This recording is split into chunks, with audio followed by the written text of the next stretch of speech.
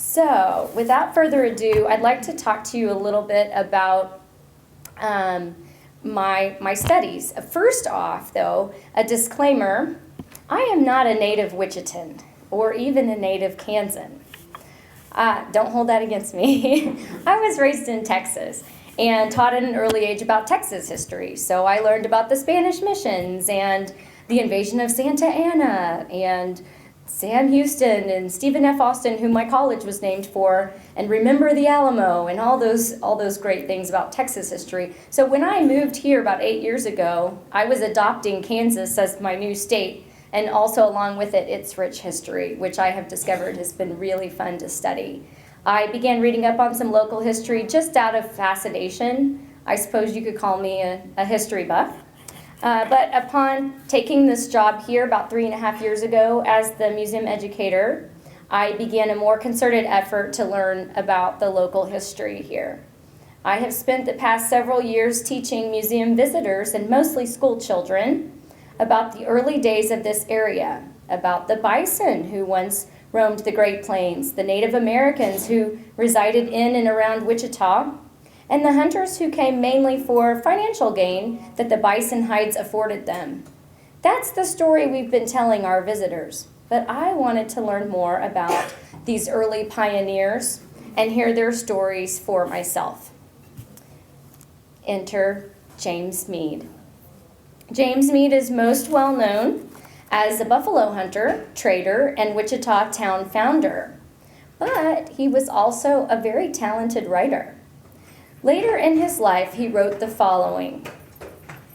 Briefly, I have written something of the freedom, beauty, and chivalry of this country as it was, and the fascination of those tribes and scenes linger in my mind like the memory of pleasant dreams. But gone are the Indian, the bison, and the beavers, and in their haunts along the little river are the gardens, fields, orchards, houses, cities, and villages of many thousands of prosperous people. It is my prayer that in the happy hunting grounds of the Great Spirit, I may again meet some of my faithful friends in those early days, both red and white. And that was written by James R. Mead, close to the end of his life. The James R. Mead collection is housed at Wichita State University Library and consists of personal correspondences, biographical materials, journals, memorabilia, photographs, not to mention the largest part of the collection, Mead's business papers, which includes bills for goods and purchases from other merchants, expense books, receipts, correspondence with partners and associates, and, oops, we can't because we're filming today. Sorry. James Mead's trading post ledgers, which are probably my most favorite part of the collection. I could easily spend several hours reading the entries in these books, and often did. There are about 10 of these notebooks, which dates range from 1860s through the 1880s, in which Mead meticulously records the sales from his trading posts and other business transactions. He later wrote this: "The love I have of hunting and trading and wildlife took me onto the plains, and incidentally, I found it a very profitable business, along with all our fun." So here you can see, and I know you can't read those, but these are sample pages from the ledger books, and in a little while, I'll show you how you can access those online and look at them for yourself and close up on them and actually read what they say. We've also created a sample ledger book. I'll show you that. It looks like this, and this will be used for students. This is made to be used for students. So we'll have multiple copies. They'll be hardbound. This is a prototype. Everything you see today is a prototype. But this will have pages. I chose pages out of it that I found were particularly interesting, easy to read, and some that had famous people in them like William Mathewson and Jesse Chisholm. So this will be where kids can look up close and actually read them. Kids and adults can take a look at those. But Meade sold just about everything you can imagine at his trading posts. Here are just some of the items he sold. And I just wrote all these down from like a couple pages because I thought it was interesting, the variety. Coffee, sugar, boots and shoes, powder, pickles, liquor, soap, cinnamon, pepper, boxed candy, jelly, syrup, tomatoes, oysters, sardines, peaches, mustard, plums, salmon, lobster, duck, radishes, crackers, tobacco, corn, ketchup, tea, crockery, butter, flour, lemon syrup, almonds, whiskey, prunes, W sauce, which I'm assuming is Worcestershire sauce, raspberries, strawberries, and then he put C tongue, which I think is cow's tongue probably, and C milk, which I'm guessing is cow's milk, and lots more. I mean, he just sold pretty much anything these early pioneers would need. You could get it at Meade's place. So as you can tell, Meade sold a variety of assorted goods at his trading posts.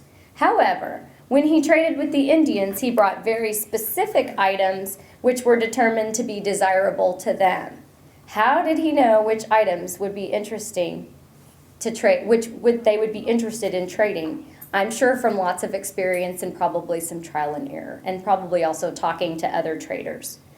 But he lists here, and in other sources, the same list appears, what he calls his staple articles of trade, which were preferred by the Indians. Although all of these items appear in the ledger books as well, these were things that he was actively trading with the Indians, and they are flour, coffee, sugar, tobacco, Mackinac blankets, 2 and 3 point, bolts of imported saveless strouting, which is also a cloth, and broadcloth, costing from about $2.50 to $5 a yard, wholesale. Yeah, it's expensive. I was surprised at some of these prices. Calico, Chinese vermilion, knives, axes, hair pipe, Iroquois and abalone shells from the Pacific Ocean, beads from Germany, and many minor articles of use, adornment, or fancy. Now, I was already familiar with many of these items, as I'm sure you are. Like calico. I know what calico is. It's still used today, mostly for crafting and quilting. But some of the things, like hair pipe, I wasn't as familiar with hair pipe. I'd heard of it, did a little bit of studying and learned a little bit more about that. It's those long tubular beads that would be made out of bone or shell. And then they were mainly used for these types of breastplates, but they had all kinds of uses for, again, adornment. The Indians were really into adornment. But some of the items were completely unfamiliar to me, like Chinese vermilion. I didn't know what that was. I'd heard of it, but I didn't know what it was. So I looked it up, and I learned that vermilion is a red pigment that has been used around the world for thousands of years. And it comes from this mineral. Can anybody name the mineral? Does anybody know the name of this mineral? I didn't either, so don't feel bad. It's called cinnabar. So it's mostly mined in China, which would account for probably why they get it from China. It's still available today. But the ones today I don't think are made from cinnabar because it had lead in it or something. But you still get them from China. I went on eBay and just dialed up vermilion, and they were all from China. And we ordered one, and it came from China. And it's sitting over there in that display, so you can get a closer look at it here in a little while. It's pretty cool. They grind it up into like a powder, and then they use it for watercolors, and their artists, some still use it. So listen to this quote from James Meade, because I think I was going by a stereotype that the pioneers and the Indians maybe didn't get along so well. But I started reading this material and found that that wasn't the case at all. James Meade considered many of these Indians to be good friends of his. And so here's a quote from James Meade. He says, "At the same time, I had made many friends, established unlimited credit in commercial circles, and acquired an acquaintance with the Indians, which was not only very pleasant, but was an important factor in connection with trade and in the protection of the frontier settlements of Kansas and our vicinity from the hostility of the wild tribes who ranged along the border. So many of these Indians became his friends, and also they offered protection along with the trading.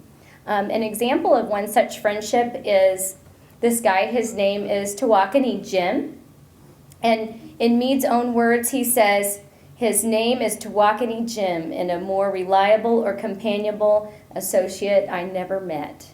I think if you ask him, he probably would have told you that this was one of his best friends. It was So, a Cub Scout camp named Camp Tawakoni. Yeah, and I also saw, again, my family laughs at me. We were driving out towards Towanda, and I saw a sign that said Tawakoni Creek, I think it was. And I got all excited. I was like, oh, that's like Tawakoni Jim. And they were like, oh, yeah, really, whatever. We've heard enough of that guy. Okay, and this is Chief Tim Bear. This is another friend of Meade's, and he offered him some protection from other tribes who were trying to cause trouble. And Meade said of Chief Tim Bears, he said, when an Indian is a man's friend, he is a friend under all circumstances, and if necessary, will fight for him. And then here's another one of his Indian friends, which you probably recognize. That's Jesse Chisholm. Look at what Meade wrote inside his account journal. So like if one of these account journals, on the inside page, I think it was like page 2 or something, right in there, he wrote the following. And he usually didn't write personal notes in there. He usually pretty much just kept the ledgers. But on occasion, there might be some extra writing. And on this day, he wrote, let me see, Jesse Chisholm and the date of his death. He died on the North Fork of the Canadian River, and then he wrote, an honest and good man. An honest and good man. 1868 he died. Mm-hmm. Yeah, and Meade had just been with him, and they had exchanged some goods. He had Chisholm, I believe, had borrowed some goods for him to take down to his trading post, and then he was supposed to come later and get repayment. Anyway, he went back to meet him at the place that was designated, and he wasn't there. He was gone. It was like he wasn't even staying there. And so he tracked down some Indians who knew what had happened, and they reported his death. I think Meade was really touched by Jesse Chisholm's death. We have the account journal account there, and then later he wrote more details. He wrote quite a bit about the events leading up to and following Chisholm's death. It seemed to affect him greatly. And he also tells us that Chief Tim Bears, who I just showed you, laid his peace medal on Chisholm's chest to be buried with him and wept like a baby. And he says, I'm the author.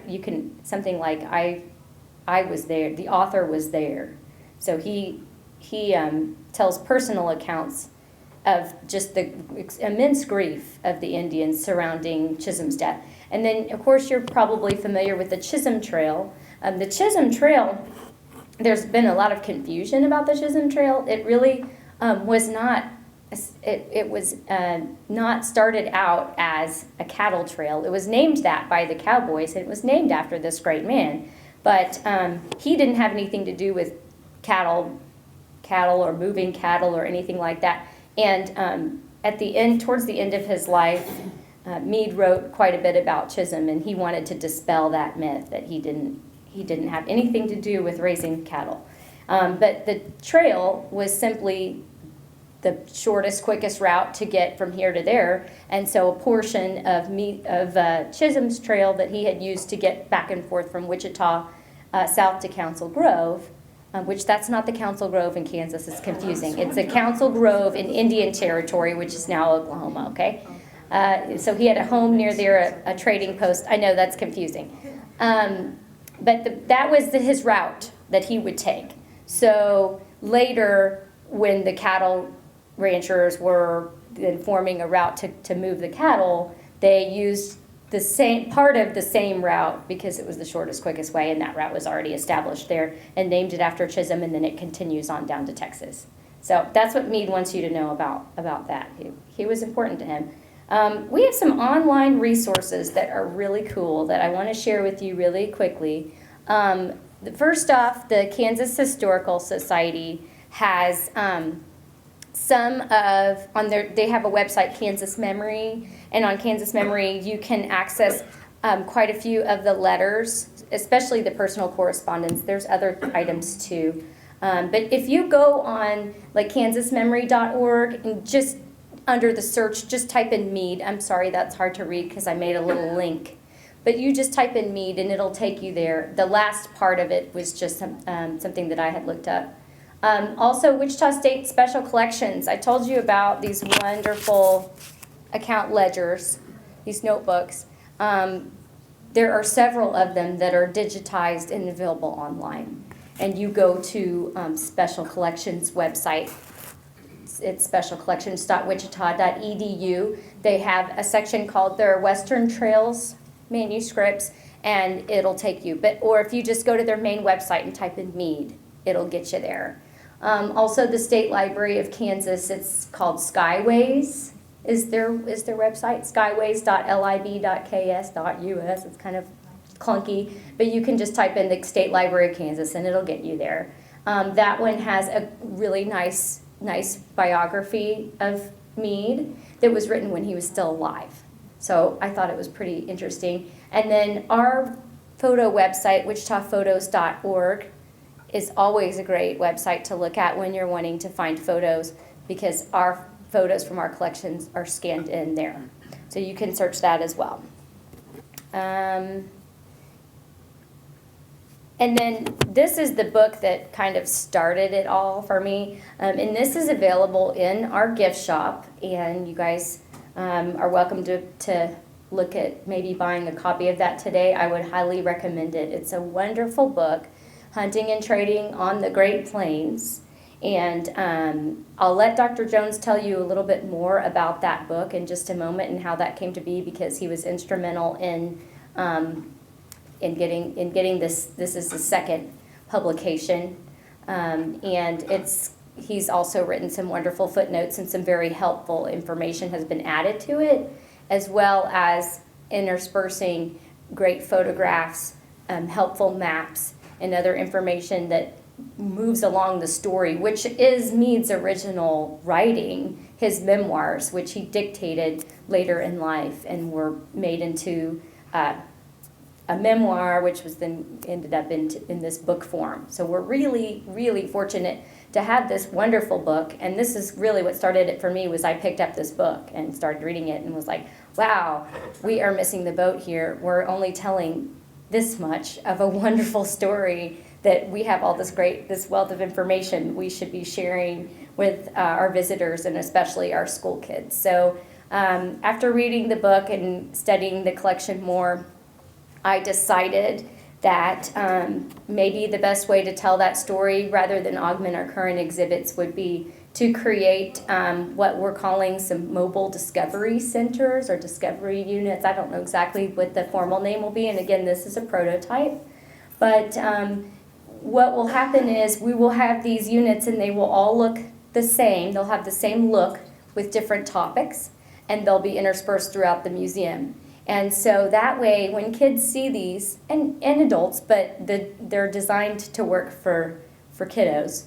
In the state curricular standards, they want the students to learn this local history around 3rd and 4th grade is when they first encounter that. And so that's the majority of our audience that we get at our school tours, almost always. Yesterday, we had a big crew of 3rd graders coming through. Currently, what we do with 3rd graders, and it's still a great tour, but we focus a lot on bison. Bison bones, bison stomach, we pass around a bison bladder, and we do all that, and it's really cool, and the kids love it. And they're somewhat grossed out about it, which makes it even cooler.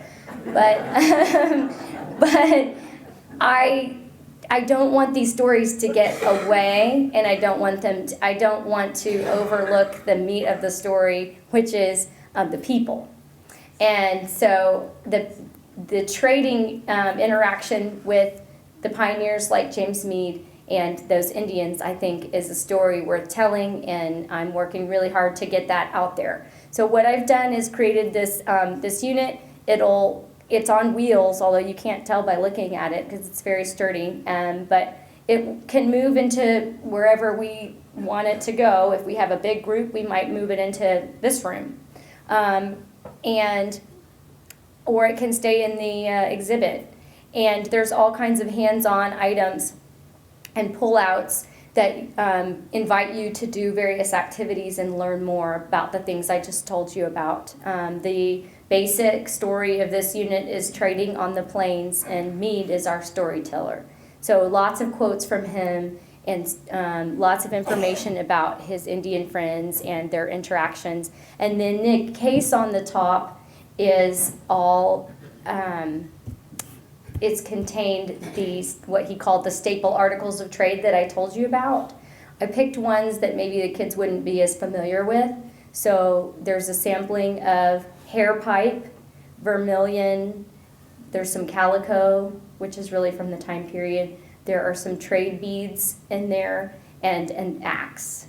And those are all things that they can look at up close and imagine him trading, and then eventually there'll be a game that goes with it for guided school tours where, and some of my docents are here today, thanks for those of you who came, the docents will learn how to lead this activity, and the kids will get some little pieces that are like those that they can trade with their friends and then discuss the results. So that is what that is. So after the presentation, you are welcome to go up and take a look at that, and I can show you some of the features. But right now, I would really like to pass the microphone over to Dr. Schuyler Jones so that he can talk to you more about his grandfather's wonderful collection. Please. Thank you very much. It's a pleasure to be here and to hear about this interesting project that a lot of work has gone into making it a success and making it something of interest for school children. For young people, it must seem a very long time between the present and this period in Kansas history, but to me it seems a remarkably short time because my grandfather came to Kansas Territory in 1859. So it really seems like day before yesterday to me. I was pleased when I walked in this morning to see this picture of my mother over here. That was taken in the front room of Mr. Meade's home at 433 Wabash Avenue, a house that was torn down a few years ago and is now a parking lot for trucks. I guess that's what's called progress. I'm not too happy with it, but still.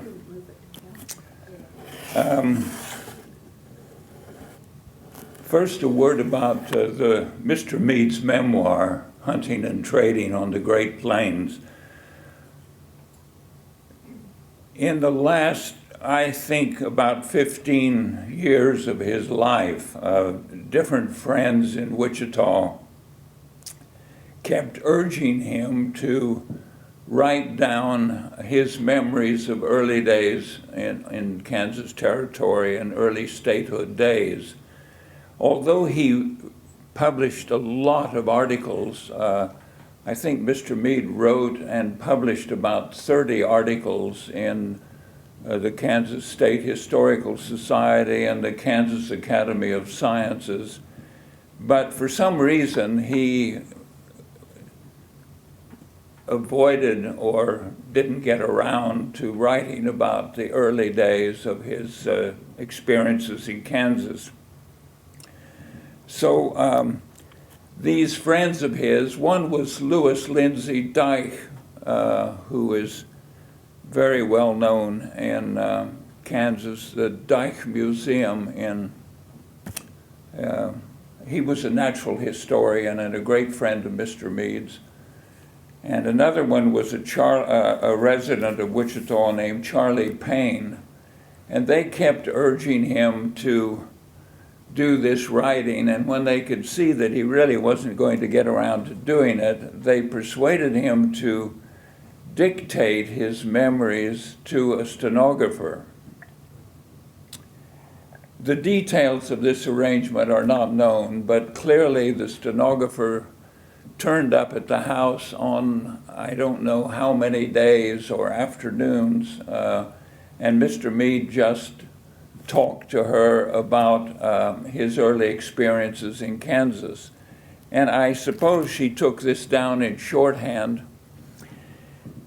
I've never seen or known about the original manuscript, but my grandfather's son, James L Mead, who's known to the family as Bunny Meade, they had to give all the children nicknames because the girls were named after their mother and the boys were named after their father, and so confusion abounded if you called for James or Mary or Elizabeth. So all the children had nicknames, and James L. Mead's nickname was Bunny. He was one of the heroes of my boyhood, and I have very fond memories of Bunny Meade. Anyway, Bunny took this manuscript and had it typed up, and a number of copies, typescript copies, were made in the days before Xerox machines. And these were put in loose leaf ring binders and given to various members of the family. And so that manuscript was in the house along with Mr. Meade's books, trading post ledgers, letters, manuscripts, and a lot of other ephemera throughout my boyhood. How they survived is a miracle, because this old farmhouse where there was no electricity or running water was on 80 acres north of Wichita. And one match could have destroyed the whole thing in a few minutes, but it survived. And all of these letters and papers and manuscripts and diaries also survived, fortunately, and as has been mentioned, they are in special collections at the library at WSU. Most of them are there now. Throughout my boyhood, my grandmother, James R. Mead's widow, Fern Meade, would occasionally say to my mother, "We must do something about Papa's manuscript." And my mother would say, "Yes, that's right, we must do something about it." And this went on for years, and of course nothing happened. But one day when my father and mother were visiting me in England, my mother said, let's do it. And I agreed at once, and the result is the book that was originally published by Oklahoma University Press about, I forget how many years ago. Fortunately, there's a new edition out, which is the one that is available in the museum shop here, because the original edition went out of print fairly quickly and is not only difficult to find, but expensive when you do find it. So this, my role and my mother's role in bringing that to publication was mainly one of trying to track down some historical information about a number of people that he mentioned, because he would mention a certain person without really giving much details and then go on to talk about something else. So my mother was, with Craig Miner's help, was doing a lot of that kind of research here in Wichita, and I was trying to put everything together at Oxford University. And my main task was to try to arrange the stories that Mr. Mead told in a chronological order, which was not always strictly possible, but I think on the whole we succeeded. So I think it is a valuable resource, because if you look at the people who were instrumental in founding Wichita, it was Jesse Chisholm, James R Mead, William Matheson, Wilhelm Greifenstein, the German trader, and a couple of others. None of these men wrote a word about either Wichita or their early experiences in Kansas Territory and early statehood days.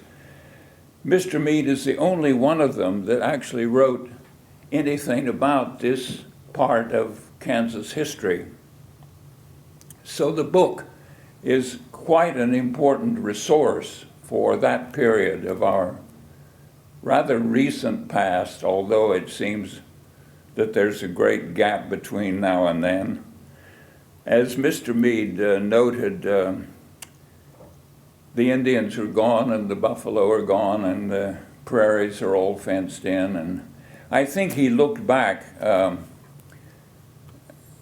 to his early days in Kansas with great fondness and nostalgia.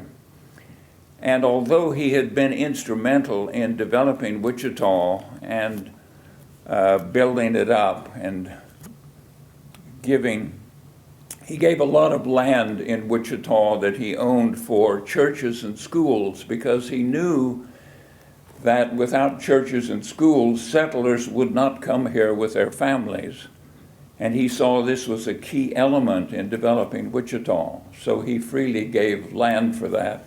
He stopped this practice at some point, I don't know exactly when, because one evening he and a rather large group of other Wichita citizens were invited to a church for a meeting. And when everybody was assembled, the preacher went around and locked all the doors and said that the doors would not be unlocked until the money they needed was raised. To say that Mr. Mead did not take kindly to this is an understatement of the first order. He was furious and never gave another penny to a church in Wichita as a result. But it is surprising that so much of books and papers and manuscripts have survived, because most of the books came from the Mississippi Valley, from his father's home near Davenport, by wagon to Towanda. And then all these books and papers and trading post ledgers and things made their way from Towanda to Wichita in 1870, when Mr. Mead moved from his home in Towanda to Wichita. Although he kept the trading post going, he put another man in charge of it. And he built his house at, I think it was 307 East Central, where the Catholic Cathedral is now. And Wichita was then his home for the rest of his life. But all of this highly perishable material had been moved around in wagons for decades, and it is, to me, a miracle that any of it survived, let alone the very large amount of manuscripts and books and papers that we have. About 25 or 30 years ago, my mother started giving this material from her home to special collections in Wichita. There had been a long family discussion about the best place to put all this material. The Kansas State Historical Society in Topeka had been after it for a long time. But my mother and my grandmother had made several visits up there in those days, and they were not at all happy about the facilities that the Kansas State Historical Society had at that time. Of course, now they're greatly improved. It's a very fine museum and archive and historical resource, but it wasn't like that at all 60 or 70 years ago. So the family kept hanging on to all this material, and let me say here that they apparently never threw anything away. And it was when Mike Kelly began to really actively develop special collections at WSU that my mother finally decided that that's the place to put all this material. And so she started giving books and papers and manuscripts and things to special collections, and this continued at intervals for many years, and I have continued it too. I still must admit I have rather a lot of books and papers and things in my home here in Wichita, which I'm going to give to special collections, but the family never did anything in haste, so it's been spread out over many years. But eventually they'll get it. It's interesting looking through these old books, and I have a number of books that belong to my grandfather, my great-grandfather, my great-grandmother, and as I say, nobody ever threw anything away, let alone books. And I have the two Bibles, one inscribed to Mr. Mead's sister, and one inscribed to him. And they're both rewards for having read the Bible through. And it seemed to me that when a child of, 10 or 12 years reads the entire Bible through, the present they should get is not a Bible. But that's what Enoch Mead gave them, Bibles. So, among Enoch Mead's books, some of which I still have, there's a huge, I think it's 6-volume Annotated Bible, each volume about that thick. The annotations are much longer than the Bible itself. And as you well know, in old family Bibles, there were often pages where you could write family history and marriages and births and deaths and all this kind of thing. And normally these were at the front of volume 1, or maybe it was only one volume to start with. But this huge set of weighty Bibles had never been carefully examined by anyone in the family, I suspect, since Enoch Mead's passing. And so it was not discovered until rather recently, when I was cataloging the books, that at the back of volume 4, well hidden, who would look for it there, there were some pages of handwritten family history. And this had been written by Enoch Mead, the Reverend Enoch Mead, Mr. Mead's father. And it solved a number of minor family mysteries, because the story I'd always heard was that Agnes Barkham, Mr. Mead's first wife, was from Montreal, Canada. But according to this handwritten notation by Enoch Mead, she was actually from the United States. Another point, and my mother mentioned this to me once, she said she wasn't sure whether her father's middle name was Richard or Richards. And again, in Enoch Mead's handwriting, it's put down as Richards. So that's an interesting, a very minor point, of course, because he's always known as James Richard Mead. But in fact, it was Richards is the correct version. And here it was, along with a lot of other information, in Enoch Mead's handwriting at the back of volume 4 of a 6-volume Bible, which my mother and I suspect no one else in the family had ever seen. So it pays to go through these old books. You never know what you might find.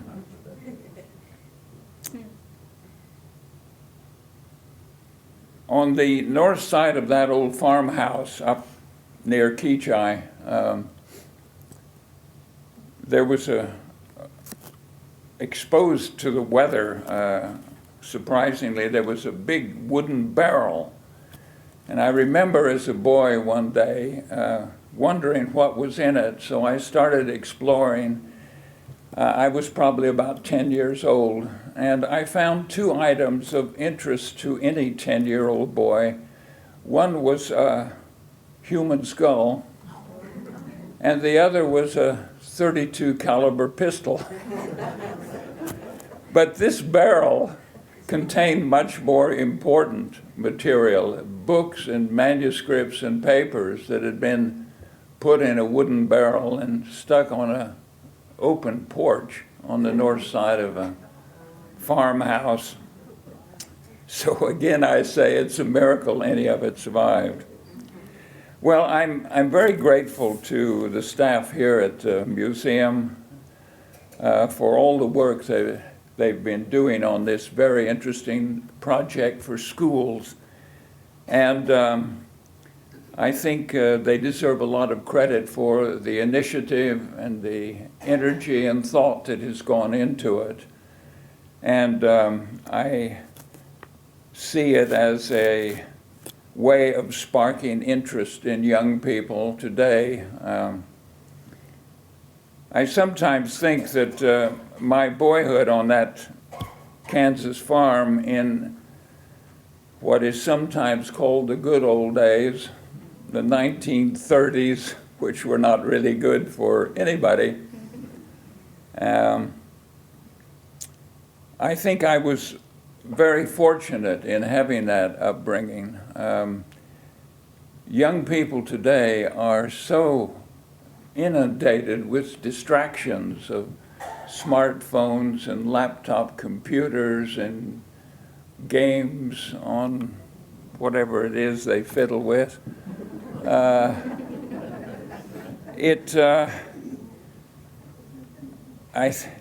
It seems to me to be a well, I don't know. It's not something that I feel very comfortable with. Of course, I belong to this older generation now, and if I was a young person now, I'd probably have a smartphone and a laptop and all kinds of things. But I feel I was very fortunate in growing up without any of that, because one thing that has guided my life is the fact that that old farmhouse was full of books, thousands and thousands of books belonging to Enoch Mead, James R Mead, my mother and my father and my grandmother. And once the kerosene lamps were lit in the evening and the chores were done, there was nothing to do but read. There was no radio, there was no television. And so I spent my leisure hours as a young person reading everything I could lay my hands on. And that experience has certainly shaped my life. There's no doubt about it. And that's why I particularly worry about young people today who have all these electronic gadgets which presumably are shaping their lives. But on that happy note, I'll close, and thank you very much for your attention.